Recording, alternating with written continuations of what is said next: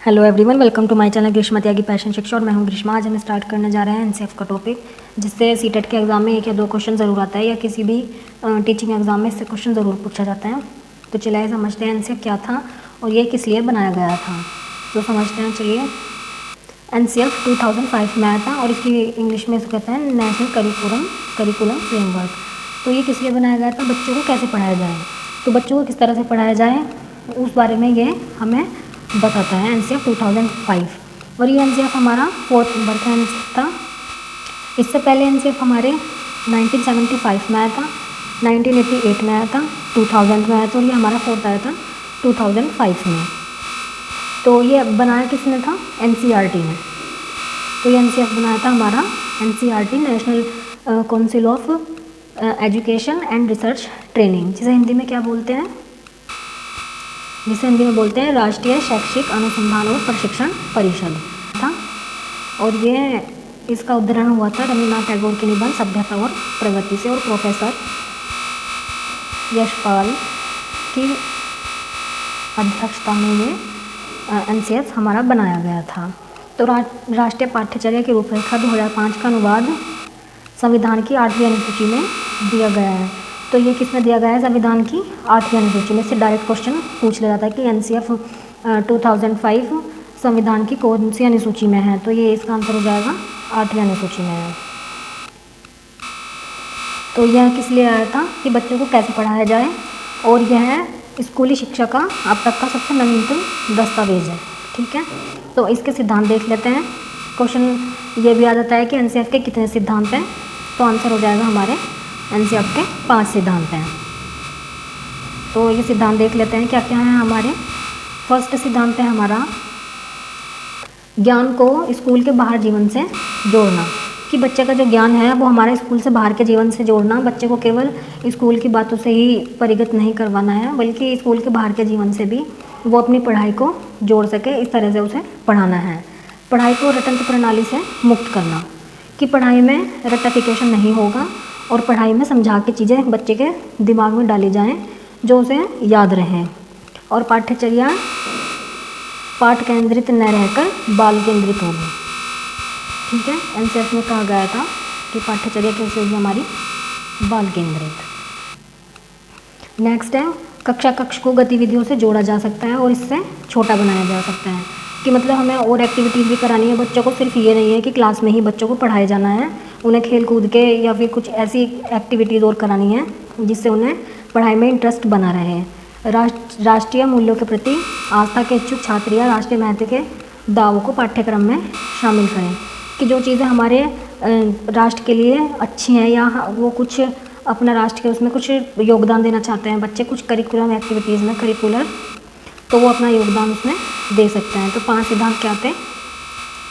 First था ज्ञान को स्कूल के बाहर जीवन से जोड़ना, रटंत्र प्रणाली को समाप्त करना, शिक्षा को बाल केंद्रित करना, और बच्चों को और गतिविधियों से भी जोड़ना, और राष्ट्र के मूल्य के प्रति की आस्था समझाना, कि बच्चे अपने राष्ट्र के मूल्यों को समझें। इस चीज़ के बारे में ये हमें एनसीएफ बताता है। नेक्स्ट बात करते हैं इसके और क्या इंपॉर्टेंट पॉइंट हैं। इस प्रक्रिया में बच्चों के विद्यालय के जीवन को बाहरी जीवन से जोड़ना चाहिए, कि बच्चा सिर्फ अपने जो स्कूल की एक्टिविटीज़ हैं उनके साथ साथ अपनी जो बाहर स्कूल के बाहर का जो उसकी लाइफ है उसमें भी उसकी एजुकेशन का कोई योगदान होना चाहिए। एनसीएफ 2005 को प्राथमिक शिक्षा में लागू किया गया था। तो एनसीएफ किसके लिए बनाया गया था? प्राथमिक शिक्षा के लिए। ठीक है, नेक्स्ट बात करते हैं इस अधिगम प्रक्रिया के माध्यम से छात्रों को रटने की प्रणाली को मुक्त किया जाए, ताकि छात्रों का चहुमुखी विकास हो सके। कि इसमें बच्चों को कहा गया था कि सिर्फ बच्चों के रटने पे ही जोर नहीं दिया जाएगा, बच्चों का होलिस्टिक डेवलपमेंट किया जाएगा। तो क्वेश्चन ये आ जाता है कि एनसीएफ में किसके बारे में बताया गया है? तो बच्चों के होलिस्टिक डेवलपमेंट के बारे में बताया गया, यानी कि चहुमुखी विकास के बारे में बताया गया है। इसके अलावा एक शिक्षण अधिगम प्रक्रिया में बाल केंद्रित ऐसी विषय सामग्री का उपयोग कर सकते हैं। तो मैंने आपको पहले बताया है कि एनसीएफ में बाल केंद्रित शिक्षा पर पूरा जोर दिया गया था, कि जो एजुकेशन है वो हमारी बच्चे के अकॉर्डिंग होनी चाहिए, उसे बर्डन नहीं लगना चाहिए। राष्ट्रीय पाठ्यचर्या रूपरेखा एनसीएफ 2005 का निर्माण एनसीईआरटी द्वारा किया गया था, ये मैंने अभी आपको बताई है, और प्रोफेसर कृष्ण कुमार के नेतृत्व में किया गया था। NCF 2005 के अनुसार प्रत्येक छात्र को अपनी क्षमता और कौशल होते हैं। उन्होंने ये बताया था NCF 2005 में कि सभी बच्चों की अपनी अलग अलग क्षमताएं और कौशल होते हैं व्यक्तिगत विभिन्नताओं के आधार पर, इसलिए प्रत्येक छात्र को उसे व्यक्त करने का अवसर दिया जाना चाहिए कि बच्चे को अपनी जो उसमें क्षमता है और कौशल है उनके अकॉर्डिंग अपने उन्हें व्यक्त करने के अवसर प्रदान करने चाहिए। नेक्स्ट बात करते हैं इसकी मुख्य विशेषताएं क्या थी इसमें NCF 2005 में। 2005 के अनुसार प्राथमिक स्तर पर भाषा को मातृभाषा के माध्यम से होना चाहिए। तो प्राथमिक स्तर पर हमेशा मातृभाषा का ही यूज़ किया जाता है। ये NCF ने जोर दिया था कि जो मातृभाषा है उसी में ही शिक्षा दी जाए। शिक्षण सूत्र जैसे ज्ञात से अज्ञात की ओर इसमें अधिकतम प्रयोग किया गया था और सूचना को ज्ञान से सुरक्षित करना चाहिए, यानी कि हमें बच्चों को ऐसे पढ़ाना है जो उसके माइंड में वो चीज़ें रहे, ना कि वो रटने पे बल दिया जाए। और इसमें NCF ने बताया था प्राथमिक स्तर पर होगी और ये हमारी होगी शिक्षा बाल केंद्रित, और बच्चे अपनी गति और क्षमता के आधार पर ये सब सीखेंगे।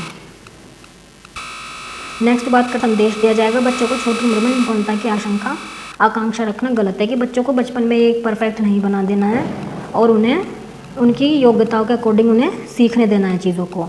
बच्चों को स्कूल के बाहर जीवन से मुक्त तनाव वातावरण प्रदान किया जाता है कि जो स्कूल से बाहर का वातावरण है वो भी ना तनाव मुक्त होना चाहिए कि इतना बर्डन ना हो स्कूल का, जो वो घर जाकर भी अपनी पढ़ाई को लेकर परेशान रहे हैं।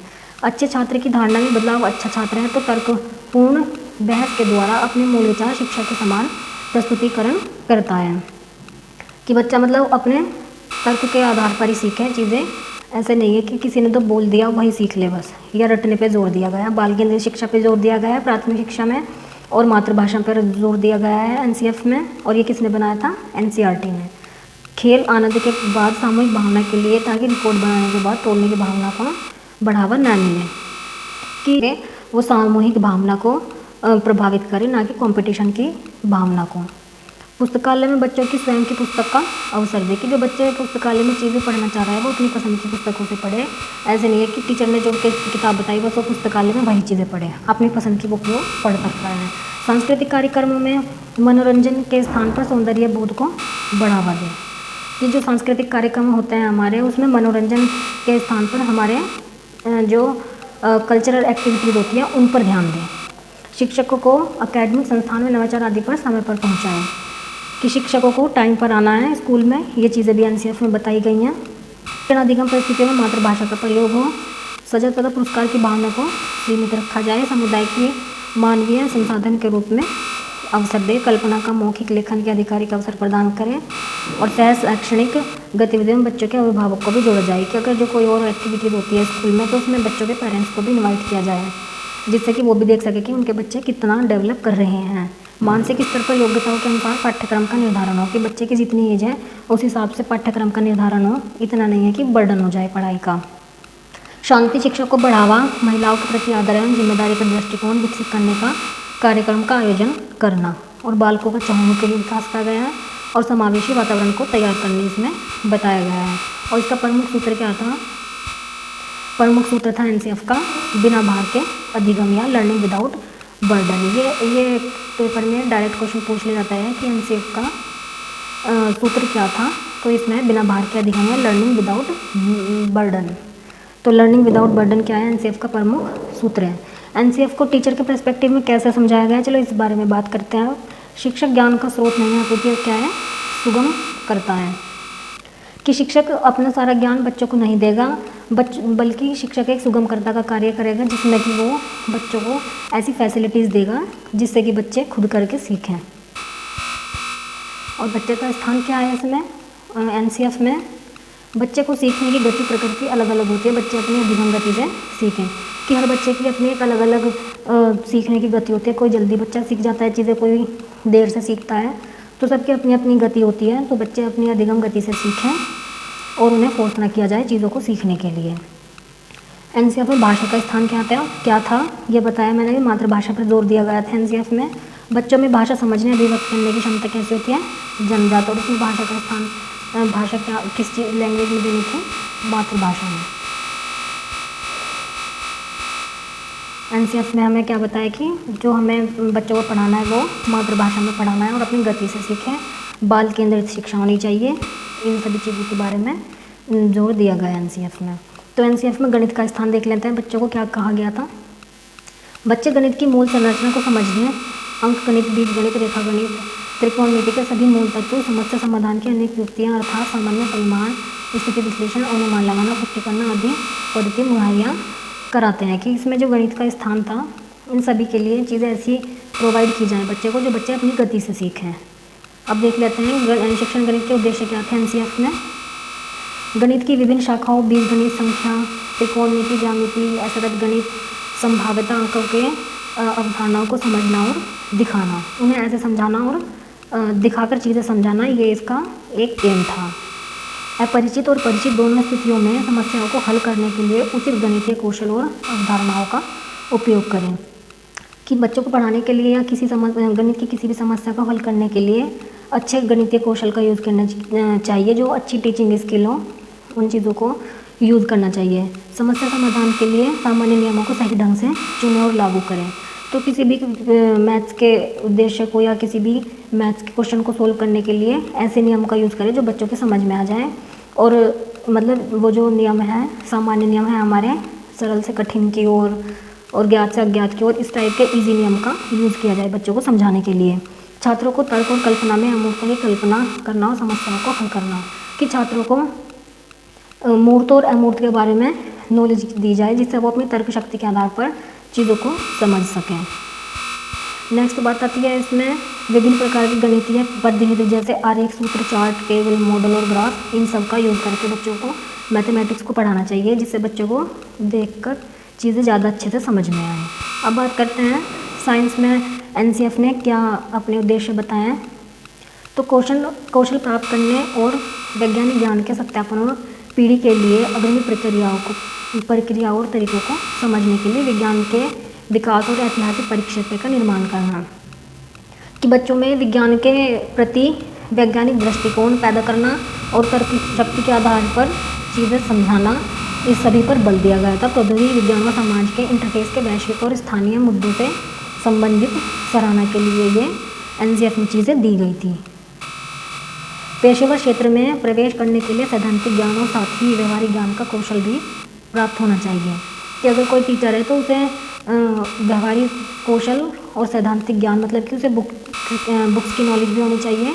अगर कोई टीचर है विज्ञान का तो उसे बुक्स की नॉलेज भी होनी चाहिए और उसे टीचिंग स्किल्स भी सभी अच्छे से आनी होनी चाहिए, तभी वो एक अच्छा टीचर बन सकता है और अपने स्टूडेंट्स में तर्क शक्ति के आधार पर चीज़ें समझाने की क्षमता रखता है।